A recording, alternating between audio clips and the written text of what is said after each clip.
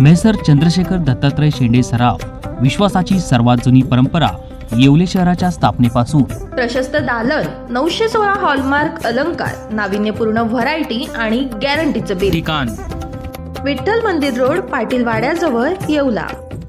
नमस्कार, SK9 येवला न्यूजमध्ये आपलं स्वागत आहे। आणि आता बातमी पाहणार आहोत पण लासलगाव येथून। लासलगावसह देशांतर्गत कांद्याची मोठी आवक वाढली असून त्यामुळे लासलगाव बाजार समितीमध्ये गेल्या 10 दिवसांमध्ये कांद्याच्या बाजारभावात 25 रुपयांची मोठी घसरण झाली आहे। कांद्याचे सरासरी बाजारभाव 1600 ते 1700 रुपयेपर्यंत कोसळल्यानं लासलगाव कृषी उत्पन्न बाजार समितीमध्ये कांदा उत्पादक शेतकरी संतप्त झाले असून या शेतकऱ्यांनी लिलाव बंद पाडून आपला निषेध व्यक्त केला आहे। कांदा निर्यातीवर असलेली 20% शुल्क हटवण्याची मागणी या प्रसंगी करण्यात आली असून कांद्याला 1 ते 2 हजार रुपये अनुदान देण्याची मागणी देखील या संतप्त शेतकऱ्यांनी केली आहे। SK9 येवला न्यूजसाठी योगेश सगर, निफाड।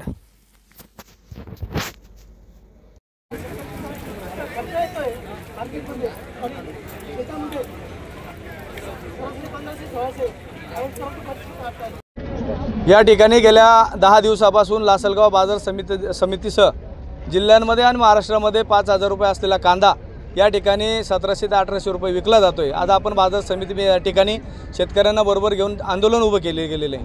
या ठिकाणी केलेलं आंदोलन शासनानं जो काही 10 दिवसामध्ये कांदा विकला त्या कांद्याला 5000 रुपयाच्या पेक्षा कमी असलेल्या भावामध्ये 2000 रुपये अनुदान, सरसकट अनुदान शेतकऱ्यांच्या खात्यावर जमा करावं आणि नाफेड आणि NCCPF या कंपन्या, फार्मर्स प्रोड्युसर कंपन्यांच्या मार्फत जी खरेदी सुरू करत आहे, फक्त हे पुढाऱ्यांच्या ज्या कंपन्या आहे त्यांना खऱ्या अर्थानं त्यांचं पोट भरण्यासाठी या कंपन्यांची निर्मिती केली गेलेली आहे। त्यांना या बाजार समितीमध्ये लिलावासाठी न उतरता त्यांच्या शेतकऱ्यांच्या खात्यावर याचं अनुदान सरसकट जमा करावं या मागणीसाठी आंदोलन या ठिकाणी करण्यात आलेलं आहे। आणि 2 दिवसामध्ये याचा निर्णय केंद्र शासनाने घ्यावा। याच्यापेक्षा बाजारभाव जर कमी झाले, रेर लोकोसारखे आणि जेल भरोसारखे आंदोलन शेतकऱ्यांना बरोबर घेऊन केले जातील, याची सर्वस्वी जबाबदारी प्रशासनाची राहील।